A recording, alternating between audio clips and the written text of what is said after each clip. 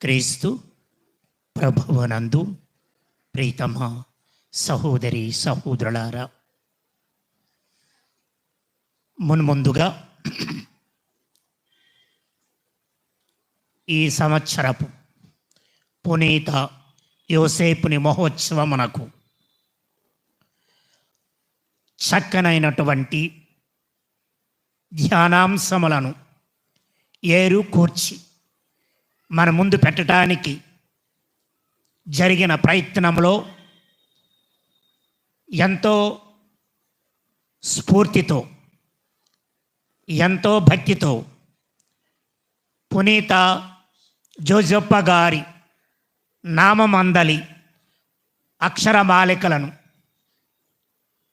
తీసుకొని వాటి యొక్క వివరణలతో పునీత యోసేపునందు ఉన్నటువంటి సద్గుణములను వెలికి తీసి ప్రసంగించాలని ఒక ప్రయత్నము చేసినటువంటి మన ప్రీతమ విచారణకర్తలు రెవరెండ్ ఫాదర్ మోహన్ ప్రసాద్ గారికి, వారితో పాటు సహ గురువులైనటువంటి వారికి ఎల్లప్పుడూ సహకరిస్తూ వారి పరిచర్యలో తమ యొక్క సేవలను అందిస్తూ ఉన్నటువంటి పూజ్య గురువులు, మా ప్రీతమ సీనియర్ గురువు అయినటువంటి మా ప్రీతమ మన పాత విచారణకర్తలైనటువంటి గురుశ్రీ పసుపులేటి ఫ్రాన్సిస్ ఫాదర్ గారికి, అలాగనే మన సహాయ గురువు అయినటువంటి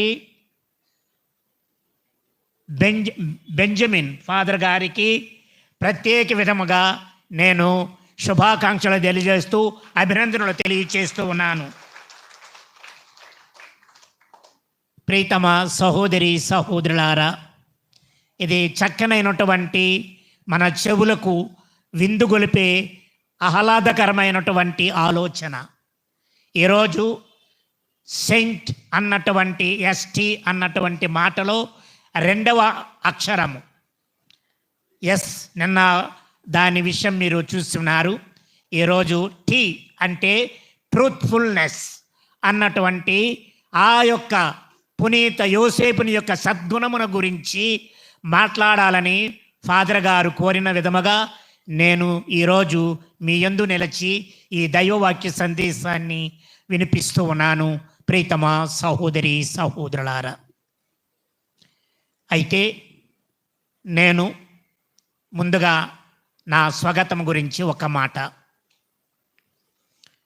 1979 వరకు కూడా నేను బొబ్బిలి విచారణకు చెందినటువంటి విశ్వాసిని. మా ఊరు మీకు బహుశా ఎక్కువ మందికి తెలుసు, కోడూరు. ఒకప్పుడు బొబ్బిలి విచారణ 79 వరకు కూడా కోడూరు వరకు అక్కడున్న మొగడ, పూడివలస ఆ గ్రామాలన్నీ కలుపుకొని ఒక విచారణగా ఉండేది. అయితే 1979వ సంవత్సరంలో నేను డీకన్ పట్టం పొందే సంవత్సరంలో ఈ విచారణ నుండి వెంగాపురము వేరొక విచారణగా చేయబడింది. అలాగనే ఉత్తరావల్లి రాజామ విచారణ నుండి ఉత్తరావల్లి విచారణ ఏర్పడింది. ఆ యొక్క విభజనలో కోడూరును ఉత్తరావల్లికి ఇవ్వడం జరిగింది. తరువాత అప్పుడు నేను గురు విద్యార్థిగా డేకనగా వచ్చినప్పుడు కేటీ జాన్ ఫాదర్ గారు ఇక్కడ విచారణకర్తలుగా ఉండేవారు. ఆయన నేను పట్టాభిషేకానికి ఏర్పాట్లు చేయాలని అడిగినప్పుడు, మరి మీరు ఈ విచారణకి చెందరు కదా, మీ కొత్త విచారణకి వెళ్ళిపోండి అని చెప్పారు. అయితే దేవుని సంకల్పమేమో కోడూరులో ఆ యొక్క పట్టాభిషేకము జరగడము, తర్వాత కాలంలో తల్లి మరియకు ఆమె యొక్క మహోన్నతమైన మహిమా పట్టాభిషేకము ఆమెకి జరిగి ఆ గ్రామము ఒక పుణ్యక్షేత్రముగా వెలయడము దేవుని సత్సంకల్పము. అందుకనే నేను చెప్తూ ఉంటాను ఎక్కడికి వెళ్ళినా. పూర్వం మేమనేవారం, మీదే ఊరంటే బొబ్బులు అనేవాళ్ళం. ఎందుకంటే బొబ్బిలి విచారణకు చెందిన వాళ్ళం మేమంతా కూడా అప్పుడు. ఆ తర్వాత అయితే ఈ విచారణ నుండి ప్రథమముగా మొట్టమొదటగా ప్రాంతీయ గురువుగా నేను, ఆ తర్వాత కోడూరు నుండే సెంట్ ఆన్స్ సభకు చెందినటువంటి సిస్టర్ స్టానిస్లాస్ గారు కూడా నాకంటే ముందుగా దేవుని సేవకు ఎన్నిక చేయబడ్డారు. ఆ కాలంలో ప్రప్రథమముగా ఈ విచారణ నుండి ఎన్నిక చేయబడినటువంటి దేవుని సేవకులుగా దేవుడు మమ్మల్ని దీవిస్తూ వచ్చాడు. అందుకనే ఆ దేవాది దేవునికి మీ అందరితో కలిసి ఈరోజు నా పాత విచారణ ప్రజలుగా మీ అందరితో కలిసి ఆ దేవునికి నేను వందనములు చెల్లిస్తూ ఉన్నాను.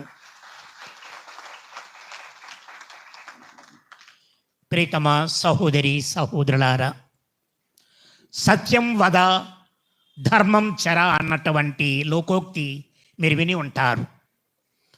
సత్యం వద అంటే ఏమిటి? సత్యమును వదురుట. వదురుట అంటే పలుకుట.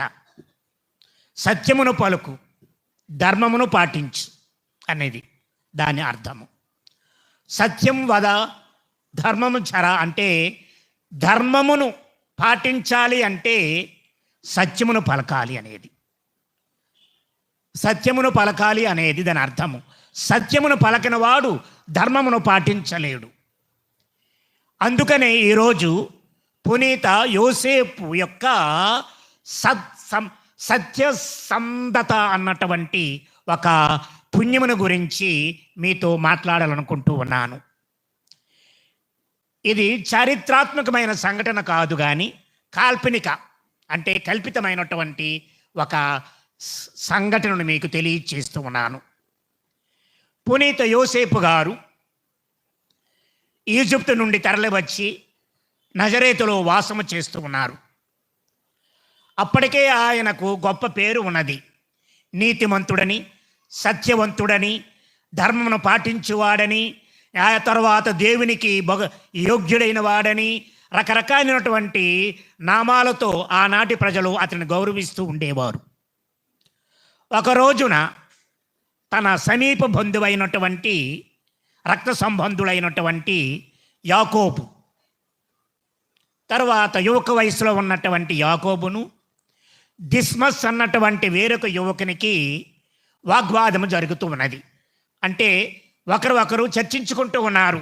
నేను నిజమంటే నేను నిజము, నాది సత్యం అంటే నాది సత్యమని వారు వాదోపవాదాలు ఆడుకుంటూ ఉన్నారు. ఆ వాదోపవాదాల్లో పోటీ పడ్డారు. అంటే సత్యాలను ప్రకటించడానికి వారిద్దరూ తాపత్రయపడుతూ ఇద్దరు పోట్లాడుకుంటూ ఉన్నారు. అది చినికి పెద్దదై ఆఖరికి ఆ గ్రామంలో నజరేతులో ఉన్నటువంటి యోగ్యుడు, న్యాయ నిర్ణీత కలిగినటువంటి శక్తి కలిగినటువంటి వాడు అయినటువంటి ఆ యోసేపుని దగ్గరకు ఆ యువకులిద్దరూ వచ్చారు.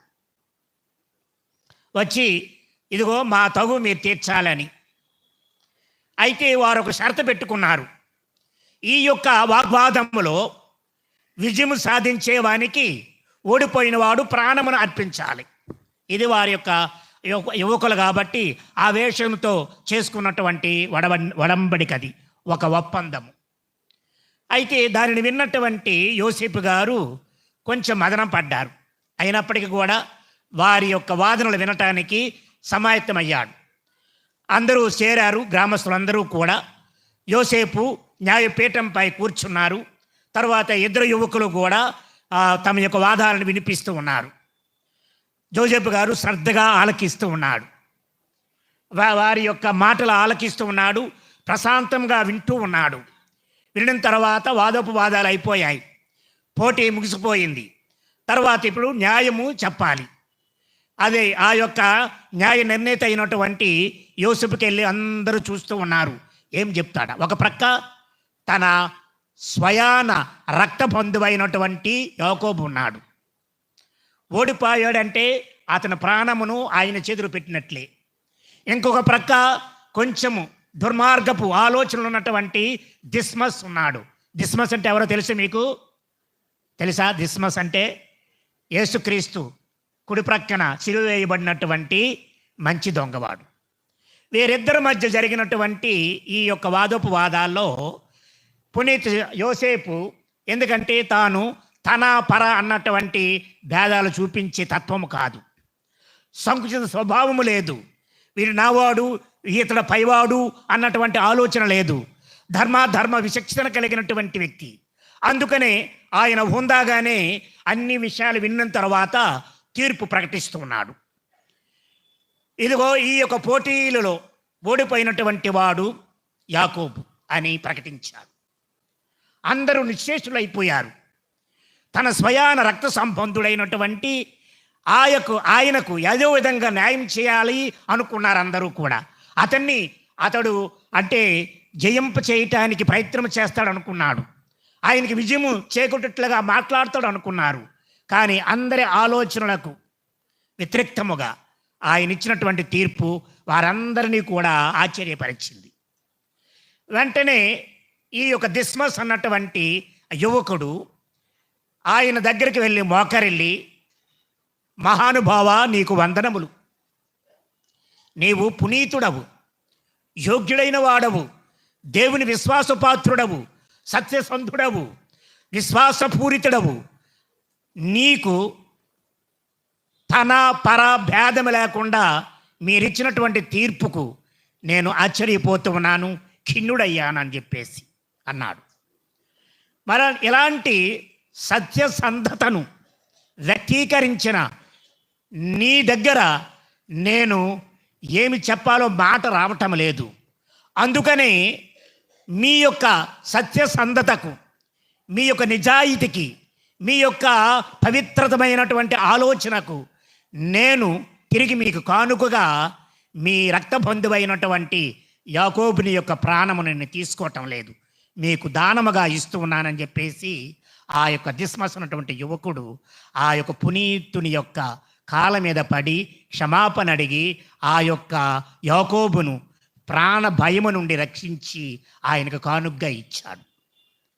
ప్రీతమ సహోదరి సహోదరులారా, పునీత యోసేపుని యొక్క సత్యసంధత అంటే ఇది. సత్యసంధత అనేది ఏమిటి అని మనం ప్రశ్నించవచ్చు.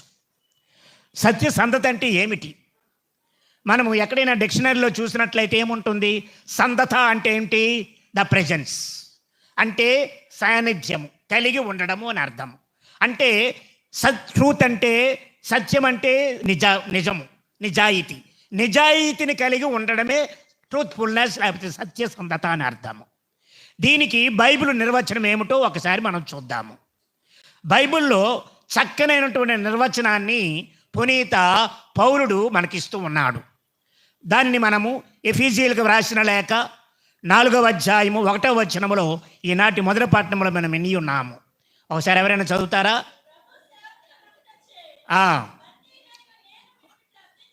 నేను మిమ్మిట్లు అర్థించుచున్నాను, మిమ్ము పిలిచిన నాడు దేవుడు మీకు ఏర్పరిచిన అంతస్తుకు తగిన విధముగా జీవించడమే సత్యసంధత. ఇది బైబిల్ ప్రకారము ఒక నిర్వచనం. అంటే దేవుడు మనకు ఇచ్చినటువంటి జీవితమును బట్టి, మనకున్నటువంటి సద్గుణాల బట్టి, మనకున్నటువంటి స్థాయిని బట్టి, మనకున్నటువంటి అంతస్తును బట్టి దేవుడు ఏ విధముగా మనల్ని ఈ ప్రపంచంలో పెట్టాడో తద్విధముగా దానికి కట్టుబడి జీవించడమే సత్యసంధత అని అర్థం.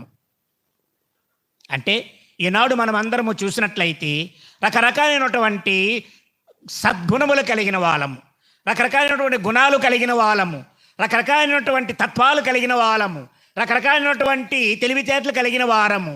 మనలో విభిన్నమైనటువంటి అంతస్తులు ఉన్నాయి, విభిన్నమైనటువంటి ఆలోచనలు ఉన్నాయి. ఇది దేవుని యొక్క సంకల్పము. అందుకనే మనల్ని మనగా దేవుడు సృష్టించినప్పుడు దానిని అంగీకరించడమే ఏంటి? సత్యసంధత. దానికి వ్యతిరేక్తముగా ఆలోచించడమే ఏమంటుంది? అవాస్తవికం అంటాము, అబద్ధం అంటాము. అవాస్తవికము అంటే దేవుడు నిన్నుగా ఈ విధంగా సృష్టించాడు, దానిని మనం అంగీకరించి జీవించడమే నిజమైనటువంటి సత్యసంధతకు అర్థము. మరి ప్రీతమ సహోదరి సహోదరులారా, ఈ సత్యసంధత ఏ విధముగా వ్యక్తమవుతుంది, ఏ విధముగా బయటపడుతుంది, ఏ విధముగా కనిపిస్తుందని మనం ఆలోచన చేస్తే ప్రీతమ సహోదరి సహోదరులారా, దానికి కూడా బైబిల్లో ఒక మాట ఉన్నది. లూకా సువార్త 22వ అధ్యాయము 31వ వచనములో ప్రభు అయిన యేసు వారు పేతురుతో అంటున్న మాట అది ఏమంటది? సిమోను సిమోను, మేము గోధుమల వలె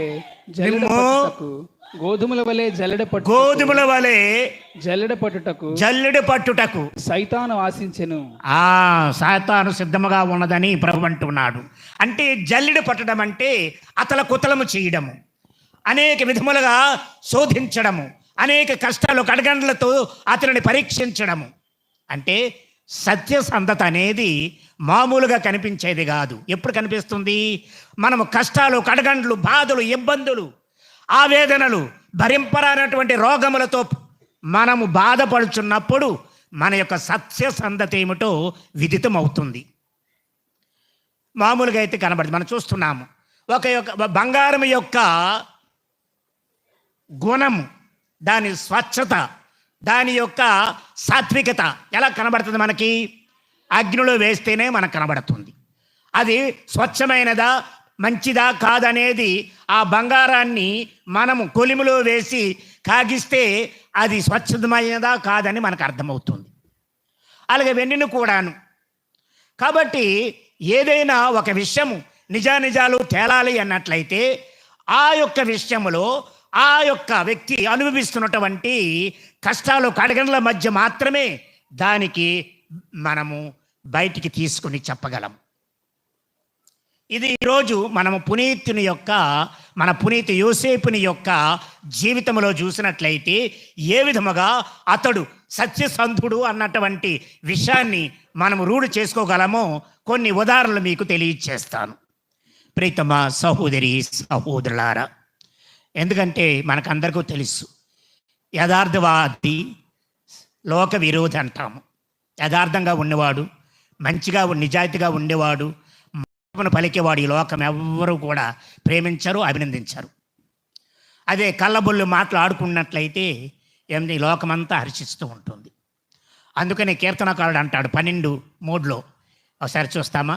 కీర్తన 12:3 ఏమంటుంది?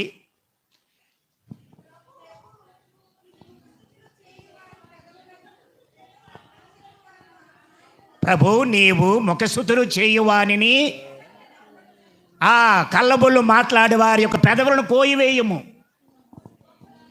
గొప్పలు చెప్పు వారి యొక్క పెదవులను నాలుకను కోసివేయము. అంటే ఈనాడు అంటే అది అసత్యము కాబట్టి దేవుడు అంత కఠినమైనటువంటి శిక్షను ఆయన పలుకుతూ ఉన్నాడు. అది ఎందుకంటే సత్యానికి వ్యతిరేక్తమైన ఆలోచనే కళ్ళబొల్లి మాటలు, అబద్ధాలు, అవాస్తవికాలు, లేకపోని మాటలాడడము. కాబట్టి ఇది క్రీస్తు యొక్క జీవితంలో చూసినట్లయితే ఆయన ఈ లోకానికి వచ్చినది దేనికోసం వచ్చాడు? సత్యమును ప్రకటించడానికి వచ్చాడు. దేవుని వాక్యము సత్యము. కీర్తన 119:160వ వచనం చెప్తూ ఉన్నది దేవుని వాక్యము సత్యమైనది అని. ఆ సత్యం ఎవరు? యేసుక్రీస్తు. యేసుక్రీస్తు నిజమైన సత్యము. అందుకనే ప్రభు అంటాడు యోహాను సువార్త 14:6వ వచనంలో ఏమంటాడంటే నేనే మార్గమును సత్యమును జీవమునై ఉన్నానని. అంటే ప్రీతమ సహోదరి సహోదరులారా, దేవుని వాక్య స్వరూపుడైనటువంటి యేసుక్రీస్తే నిజమైన సత్యసంధత కలిగినటువంటి ఏకైక భగవానుడు దేవుడు. ఆయన ప్రతిరూపాలే మనమంతామో కూడా. ముఖ్యంగా పునీత యోసేపు ఆయనను కండ్లారా చూశాడు, కండ్లారా ఆయన చేతులారా పెంచాడు. కాబట్టినే ఆ యొక్క సత్యసంధత అన్నటువంటి ఆ సద్గుణమును ఆయన పుణుకు పుచ్చుకున్నాడు.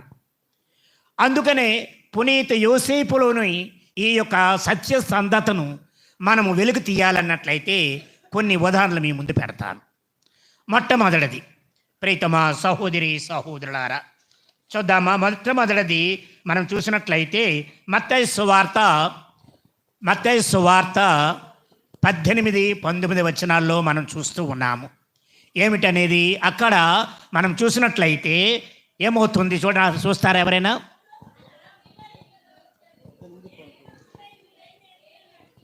మత్తయి సువార్త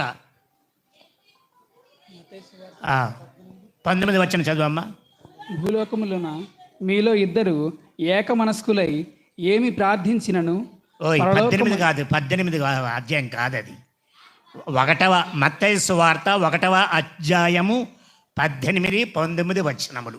యేసుక్రీస్తు పుట్టుక రీతి ఎట్టిదన ఆయన తల్లి అయిన మరియమ్మకు యోసేపుతో వివాహము నిశ్చయింపబడినది.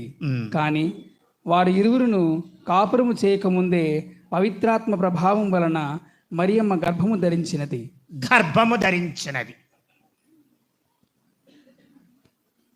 మీకందరికీ తెలుసు, యేసుక్రీస్తు యొక్క తల్లి అయినటువంటి మరియకు యోసేపునితో నిశ్చితార్థమయ్యింది. వారిరువురు కాపురం చేయక మునిపే యోసేపు తనకు కాబోయే భార్య గర్భవతి అయిందని తెలుసుకున్నాడు.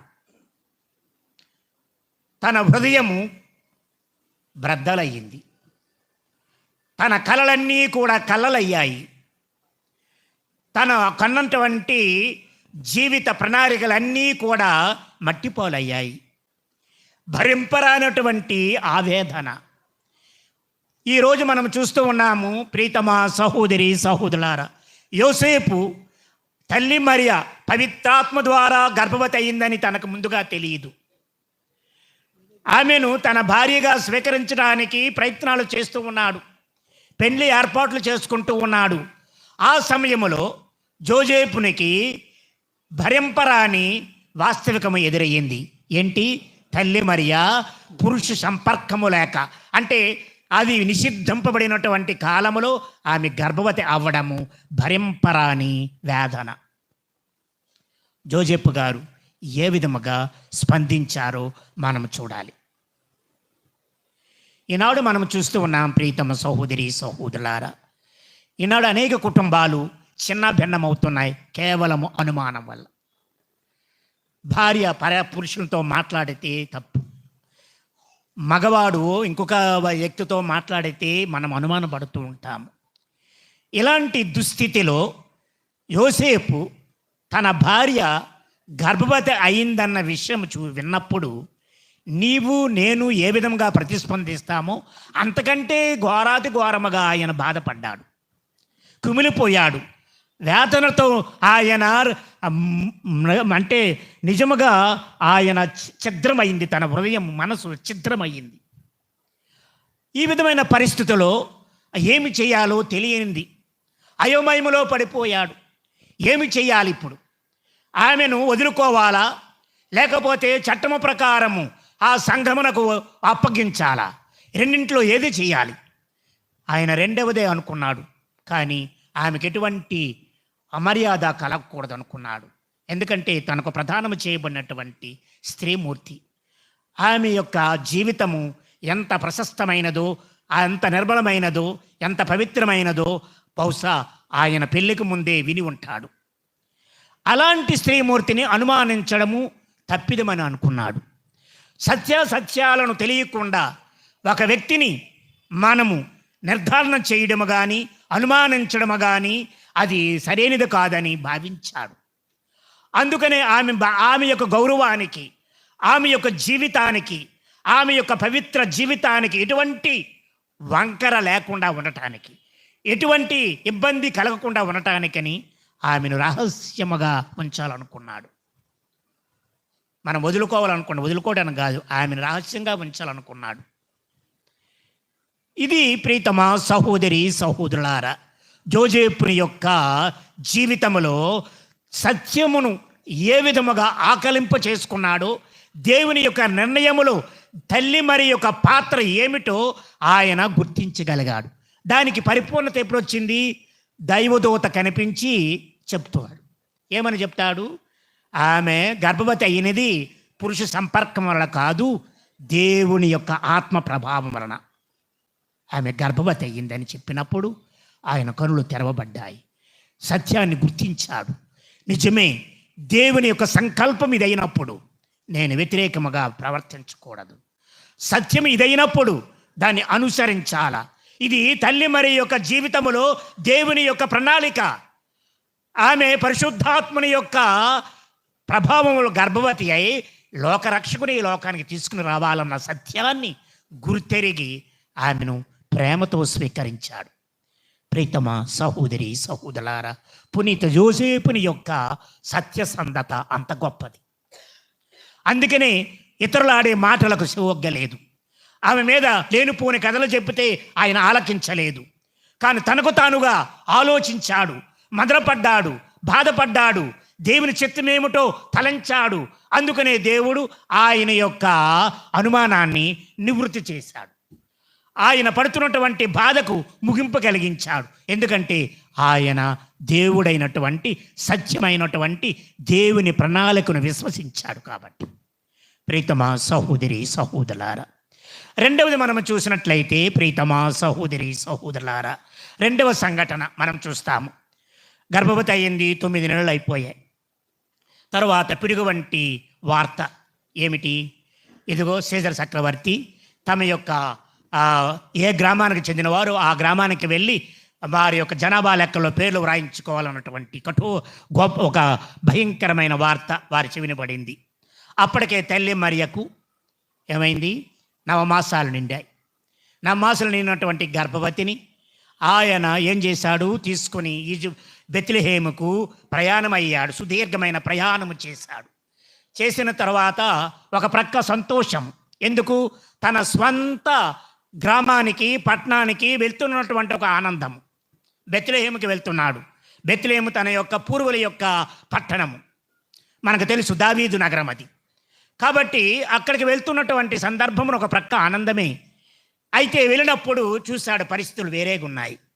తన బంధువులు తనని ఆదరిస్తారనుకున్నాడు. తన యొక్క చుట్టాలందరూ కూడా తీసుకుని వెళ్ళి తన భార్యకు తనకు ఇల్లు ఇస్తారనుకున్నాడు, స్థలం ఇస్తారనుకున్నాడు. కానీ ఇల్లు దొరకలే, స్థలం దొరకలే. మామూలు పరిస్థితులు అయితే పర్వాలేదు, భరించగలరు, ఎక్కడో రోడ్డు మీద ఎక్కడో పడుకోవచ్చు. కానీ అది విషమ పరిస్థితి. తల్లి మరియకు ప్రసవ వేదన కలుగుతున్నటువంటి సమయం అది. ఒక స్త్రీమూర్తికి గౌరవమైన ప్రసవం ఇవ్వటానికి కూడా ఆయన పురుషునిగా, మగవానిగా, పాలకునిగా, సంరక్షకునిగా ఇవ్వలేదన్నటువంటి మదనము అతనిని వేధిస్తూ ఉన్నది. దేవుడు నాకు ఈ పని అప్పచెప్పాడే ఈమె రక్షించమని, మరి నా ఆ రక్షణ విషయంలో నేను ఆ మాత్రము ఆమెకు సహకరించకపోతే నా జీవితం ఏమిటని మదన పడ్డాడు. చేతగానితనం అనుకున్నాడేమో, బహుశా మనమైతే అలాగనుకుంటాం. ఈ చేతగానితనానికి ఎందుకు నేను భర్తగా ఉండడం అని ఒక్కొక్కసారి కొంతమంది అయితే ఆత్మహత్య చేసుకుంటారు. కానీ వెళ్ళాడు, అర్థించాడు, ఎక్కడ స్థలము దొరకలే. స్థలములే ఈ భువన భవనములకు సృష్టి స్థితిలయకారకుడైనటువంటి భగవానుడు పుట్టడానికి, తల్లి మరియ ప్రసవం చేసుకోవటానికి ఆయన ఒక స్థలాన్ని కూడా ఇవ్వలేకపోయాడు, ఏర్పరచలేకపోయాడు. అందుకని ఇంటింటికి తిరిగాడు. అందరూ తన బంధువులైనప్పటికి కూడా, పరిచయమైనప్పటికీ కూడా ఆయనకి ఎవరు స్థలం ఇవ్వలే. ఆఖరికి బహుశా ఎవరో ఒక బంధువు తామున్నటువంటి ఒక గుహలోనికి ఆహ్వానించారు. మనం చూసినట్లయితే ఆ కాలంలో గుహలో 2 భాగాలు ఉంటాయి. అవి అప్పుడు సహజంగా ఏర్పడినటువంటి గుహలను కొంతమంది పేదవాళ్ళు ఇల్లు స్థలాలుగా వాడుకునేవారు ఆనాటి కాలంలో. అందులో మొదటి భాగంలో వారు ఉండేవారు, వంట తినడము, తర్వాత పడుకోవడము. ఆ వెనుక భాగంలో ఏం చేసేవారంటే రాత్రిపూట తమకున్నటువంటి ఆ పశువులను, గొర్రెలను అన్నీ తీసుకుని వచ్చి కట్టుకునేవారు. అంటే వెనుక భాగాన్ని పశువుల పాగా వాడుకునేవారు. ఇది పరిస్థితి. అలాంటి పరిస్థితిలో తనకు తెలిసిన ఒక కుటుంబం పిలిచి, ఇదిగో ఈ విధముగా పడుతున్నటువంటి ఆ కష్టాలకు ముగింపు పలకటానికని ఆ వెనుకనున్నటువంటి పశువుల పాకలో పడుకోమని చెప్పారు. అక్కడే ఆ బాలయేసు జన్మించినట్లుగా మనకందరికీ అర్థమవుతూ ఉన్నది. ఈ పరిస్థితుల్లో ప్రీతమా సహోదరి సహోదరులారా, నువ్వు నేను ఉంటే ఏం చేస్తాము? దేవుని మీద తిరుగుబాటు చేస్తాం. నువ్వేం దేవుడు వయ్యాని, కానీ దేవుని మీద తిరుగుబాటు చేయలే. దేవుని మీద అపారమైన నమ్మకంతోనే ఈ యొక్క దుస్థితిని ఎదుర్కొని ఆ యొక్క తల్లి బిడ్డలకు వీలున్నంత వరకు ఆ తల్లి మరియ ప్రసవించడానికి, ఆ యొక్క బాలుడు జన్మించడానికి చిన్న చిన్న ఏర్పాట్లు చేసి దేవుని యందు నమ్మకంతో జీవించాడు. ఇది నా పరిస్థితి, ఇది నా దేవుని కల్పించినటువంటి స్థాయి అనుకొని గుర్తించి అంగీకరించి సత్యసంధునిగా జీవించాడు. ప్రీతమా సహోదరి సహోదరులారా, 3వ సంఘటన మనం చూద్దాము.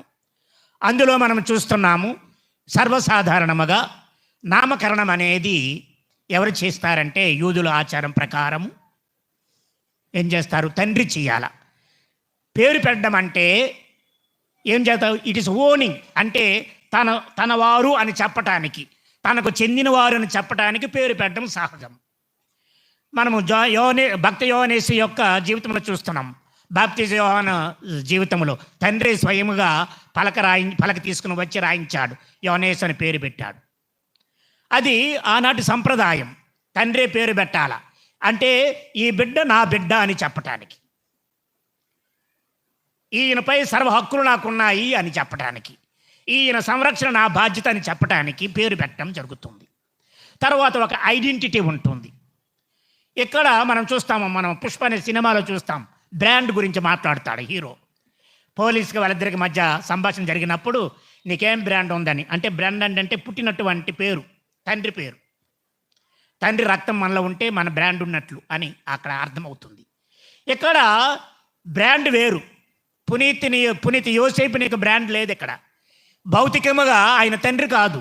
ఎవరు తండ్రి? దేవాది దేవుడు తండ్రి. దేవుని బిడ్డ అయినటువంటి యేసుకు పేరు పెట్టడం అనేది ఒకంత బాధాకరమే. తనకు పుట్టినటువంటి భౌతికముగా హక్కులైనటువంటి తనకు తానుగా ఆ బిడ్డకు పేరు పెట్టడము కొంచెం ఇబ్బందికరమే. అంటే ప్రీతమా సహోదరి సహోదరులారా, ఈ విషమ పరిస్థితుల్లో కూడా జోజెఫ్ గారు బాధపడలేదు, దేవుని నిందించలేదు, దేవుని దుర్భాషలాడలేదు. ఇది దైవ సంకల్పము. కాబట్టి ఈ విధముగా తండ్రి దేవుని యొక్క కుమారుని పోషించే బాధ్యత నాకు అప్పగించాడు. కాబట్టి ఆయన నాకు చెందినవాడని చెప్పడానికి, స్వీకరించడానికి ఆయన మొహమాట పడలేదు. అది తప్పని భావించలేదు. దేవుని యొక్క చిత్తమే నిజమైనటువంటి వాస్తవికమని గుర్తెరిగి ఆయన ఏం చేశాడు? బాలయేసుకి నామకరణం చేసే బాధ్యతను స్వీకరించాడు. ప్రీతమ సహోదరి సహోదరులారా, దీన్ని మనం ఈరోజు చూసాము, సువార్తలో విన్నాం. 21 అంటే మత్తయి 1:21 వచనం మనం చూస్తాం నామకరణం గురించి. కాబట్టి ప్రీతమ సహోదరి సహోదరులారా, ఇవి మనం చూసినట్లయితే యోసేపు ఏ విధముగా సత్యసంధుడో, సత్యమును ఆయన విశ్వసించి పాటించాడో అర్థమవుతూ ఉన్నది. ఇప్పుడు 4వ సంఘటన మనం చూద్దాము. దేవాలయానికి తీసుకుని వెళ్ళినప్పుడు 2 విధములుగా ఆయనకి 2 భావనలు కలిగాయి. ఒకటి బాధ, దుఃఖము, రెండవది ఆనందము. ఈ సంఘటనలో యేసు ప్రభువుకి తీసుకుని దేవాలయానికి వెళ్ళినప్పుడు ఏం చేస్తారు? సున్నత చేయాలి. సున్నత చేసినప్పుడు మనకందరికీ తెలుసు, సున్నత అంటే ఏమిటో మీకు అందరికీ బోలెడు మంది తెలుసు, మన దాన్ని వివరించే అవసరం లేదు. ఆ సమయమున ఆ బిడ్డ ఏడుస్తాడు, కెవ్వుమని ఏడుస్తాడు. ఆ కెవ్వుమన్నటువంటి కేక వినలేకపోయాడు, బాధతో తప్పించిపోయాడు. చూడండి, పెంచినటువంటి ప్రేమ అవ్వచ్చు, తన కుమారుడు చిన్న బిడ్డ ఆ కెవ్వుమని ఏడుస్తూ ఉంటే చూడలేక దుఃఖపడ్డాడు, బాధపడ్డాడు. తరువాత ఇంకో ప్రక్క ఆనందము. ఏమిటి? ఈయన రాబోయే కాలంలో ఆయన ఒక ప్రవక్త కాబోతున్నాడని, ఒక రక్షకుడుగా ఉంటాడని విన్నటువంటి వార్త సిమియోను ప్రవచనము విన్నాడు. సిమియోను ప్రవచనం ఏమన్నాడు? ఇదిగో ఈ బాలుడు వివాదాస్పదమైన గుర్తుగా ఉంటాడని. తర్వాత వారికి చెప్తాడు, ఇద్దరికి చెప్తాడు, ఇదిగో మీ హృదయములో ఒక ఖడ్గము దూసుకుని పోతుంది అని. ఇతని మూలమున, ఈ బిడ్డ మూలమున మీరు ఆవేదన పడతారు, బాధలు అనుభవిస్తారని చెప్పినప్పుడు ఆయన మనస్సు క్రయ్యలైపోయింది, గుండె తరుక్కుపోయింది, కన్నీరు మున్నీరుగా ఏడ్చాడు. ఏంటి ఈ బాధ? ఇప్పుడు బిడ్డ ఏడుస్తూ ఉన్నాడు, అదొక బాధ. ఇంకొక ప్రక్క ఈ ప్రవచనము, ఇదేమిటి? ఇతని వలన మేము దుఃఖం పొందబోటానికైనా ఇదంతా, ఏడవటానికైనా ఇదంతా అనుకున్నాడు. ఒక ప్రక్క ఆలోచిస్తూనే ఇది దేవుని యొక్క ప్రణాళికలో భాగము. ఈయన ఈ లోకానికి వచ్చినది లోక రక్షణార్థము. కాబట్టి ఈ బిడ్డ లోక రక్షణార్థము శ్రమలు అనుభవించినప్పుడు వాటిని చూసి భరించలేక కన్నీరు మున్నేరు అవుతామన్న విషయాన్ని ఆయన గుర్తు చేసుకుని ఏడ్చినప్పటికీ కూడా ఇది దేవుని సంకల్పం అని గుర్తెరిగాడు.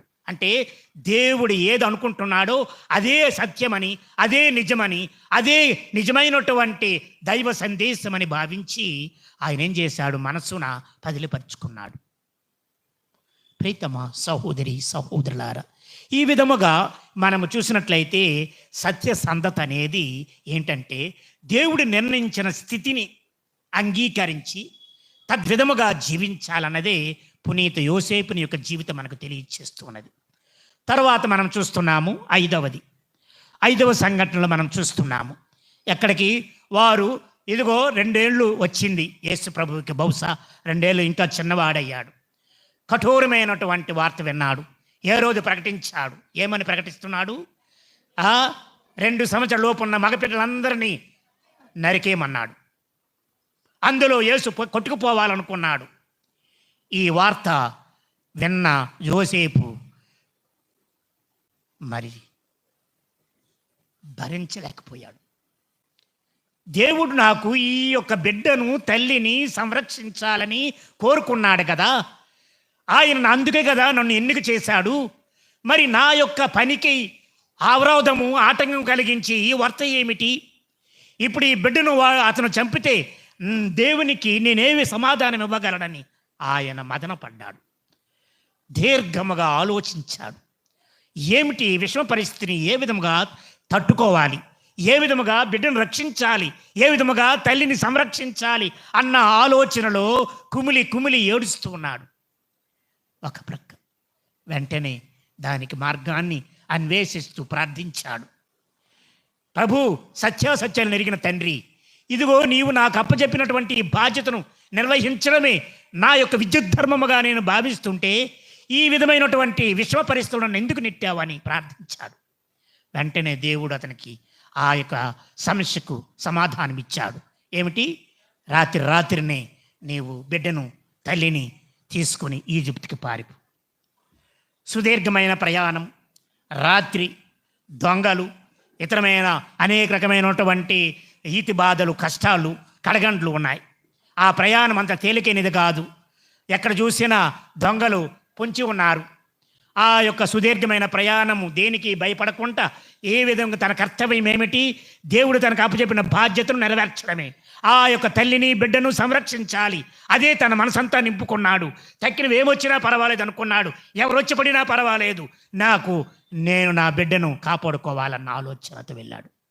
వెళ్ళినప్పుడు ఆ ప్రయాణము చాలా భయంకరంగా అయింది. అనేక చోట్ల వారికి ఎదురైన కష్టాలు, కడగండ్లు మనం ఇంకా చదివినట్లయితే ఎన్నెన్నో ఉంటాయి. కాబట్టి ఈ విధమైనటువంటి ఈ ప్రయాణములో ఈజిప్ట్కి వెళ్ళి తలదాచుకొని ఆ బిడ్డను రక్షించాడు. ఎందుకు?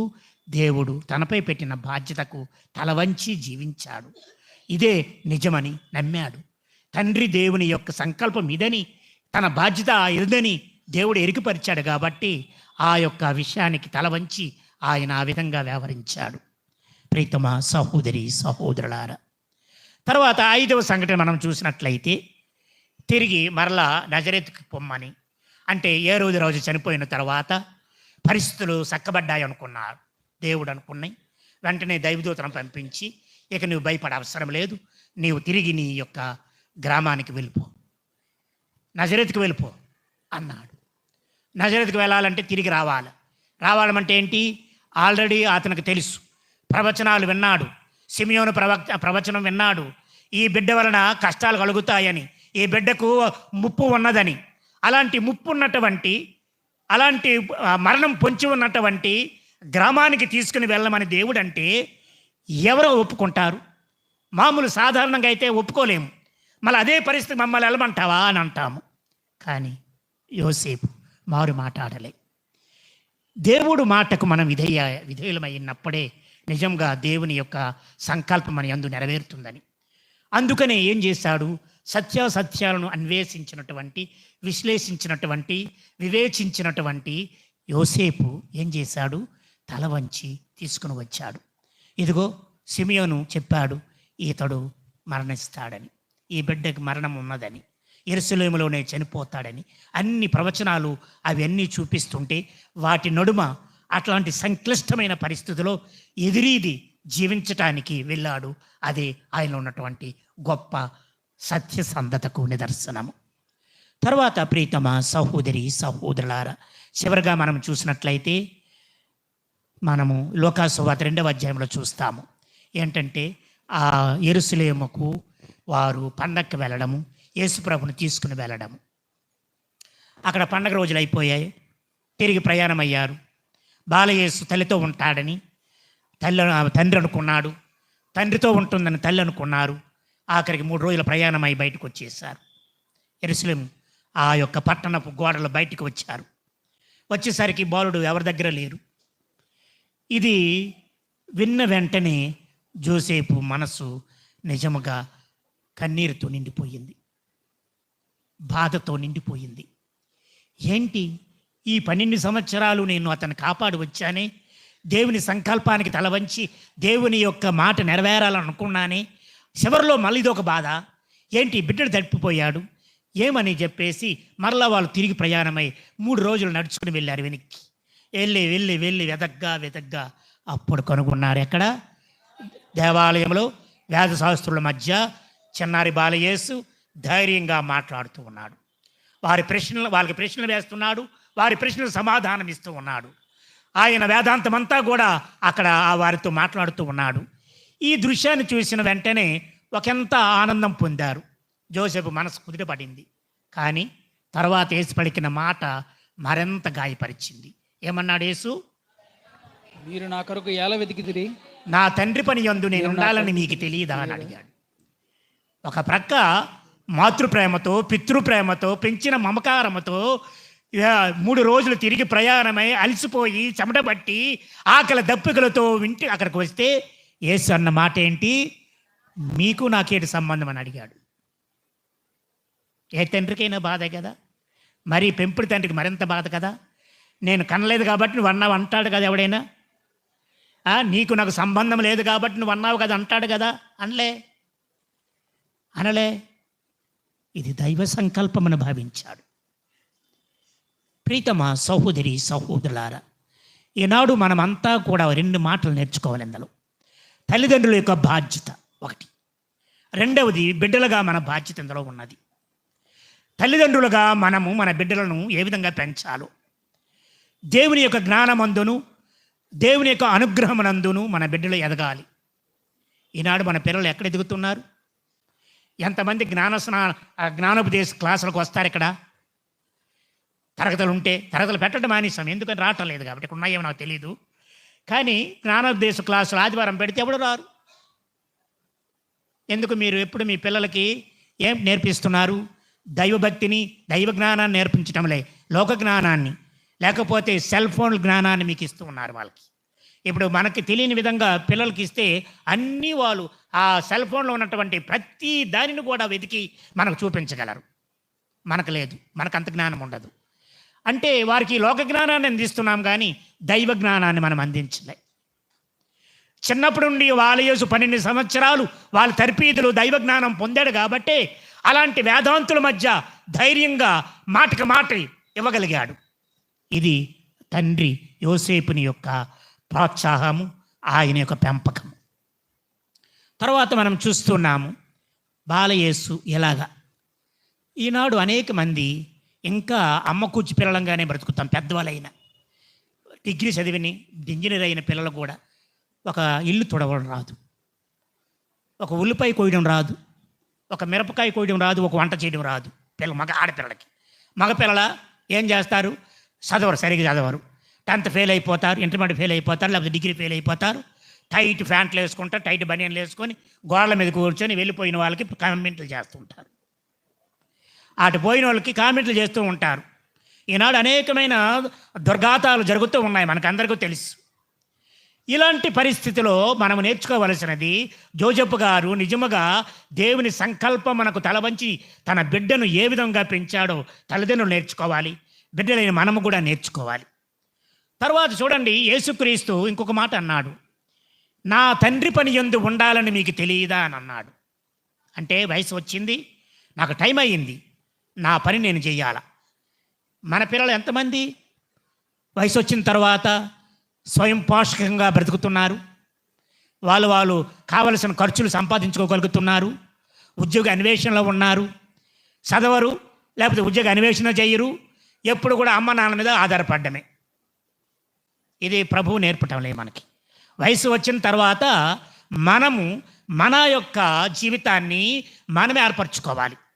ఈ సత్యాన్ని ఇక్కడ బాలయేసు ఆ విధంగా మనకు తెలియచేస్తున్నాడు.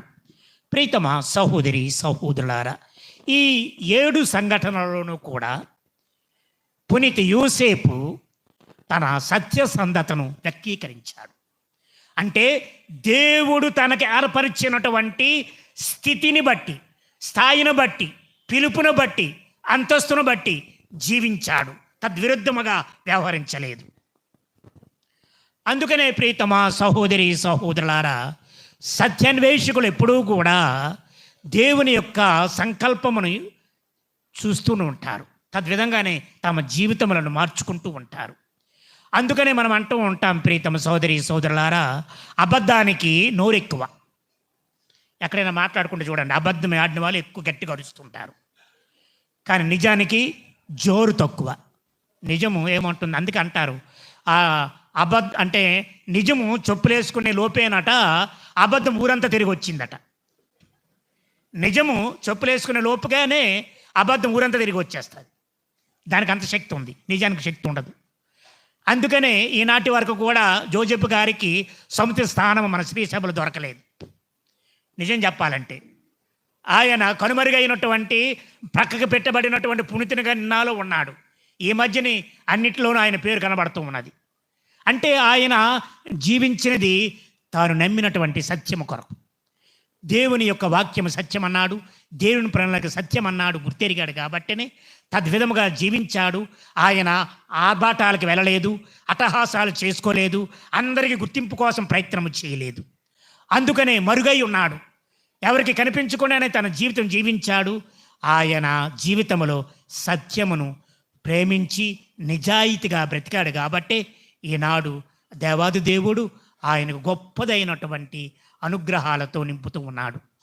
ప్రీతమ సహోదరి సహోదరులారా, అంత నీతిమంతుడు, అంత సత్యసంధుడు, అంత న్యాయ విచక్షణ కలిగిన ఆ పునీతుని యొక్క వేడుదల మనందరికీ అవసరం. ప్రీతమ సహోదరి సహోదరులారా, మరి మన జీవితంలో మనము ఏ విధముగా సత్యాలకు విలువిస్తున్నాము? నిజంగా మనము ఇందాక చెప్పినట్లుగానే కళ్ళబొల్లి మాటలతో మన జీవితాన్ని సాగిస్తామా? కొన్నిసార్లు మనం ఏం చేస్తామంటే ఎవరినో ప్లీజ్ చేయటానికి చేస్తూ ఉంటాం. గురు విచారణకర్త కనిపించాలా, ఆయన దగ్గర ఉంటే మంచి ఉంటే సరిపోతుంది అనుకుంటాం. దేవుని దగ్గర మంచి ఉండాలి. మనము దేవుని ఎదుట మంచిగా ఉండాలి, విచారణ గురువుల దగ్గర కాదు. ఎందుకంటే నిజాయితీగా ఉన్నవాడు ఎలాంటి ప్రాకులాటకి వెళ్ళడు. కాబట్టి దేవుడు తనని గుర్తిస్తాడు, తనని అభిమానిస్తాడు, తనని అనుగ్రహిస్తాడన్నటువంటిది సత్యసంధుని యొక్క సద్గుణం. ఆ గుణముతోనే పునీత యోసేపును ఈరోజు మనము ఆయన్ని గౌరవిస్తున్నాము, ఆయన యొక్క పూజలు చేస్తున్నాము, ఆయన పండగ చేసుకుంటున్నాము. ఈ సందర్భమును పురస్కరించుకొని ఈ అవకాశం నాకు ఇచ్చినటువంటి పూజ్య గురువులకు, మరి శ్రద్ధతో ఆలకించిన మీకు అందరికీ కూడా నా యొక్క దైవ ఆశీస్సులు మరియు వందనములు. దేవుడు మిమ్మందరినీ దీవించి కాపాడాలని కోరుకుంటూ ప్రార్థన చేస్తాం.